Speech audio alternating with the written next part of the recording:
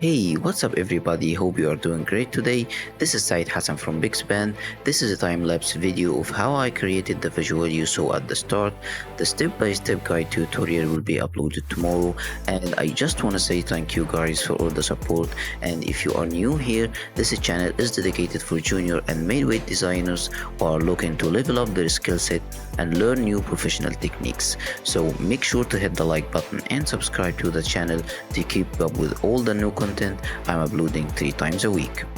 The step-by-step guide tutorial is very suitable for junior designers who are looking to add a new professional artwork to their portfolio and learn new techniques in Photoshop to level up their skills. Those kind of social media designs are pretty popular nowadays.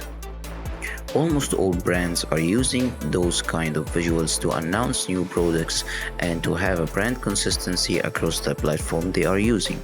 So, if you want to have a fun and interesting learning session, I will meet you the next video for the step-by-step tutorial. I'm gonna leave you now guys with the rest of the video. Tell me what you think in the comment section below. Thank you for your time. See you in the next video.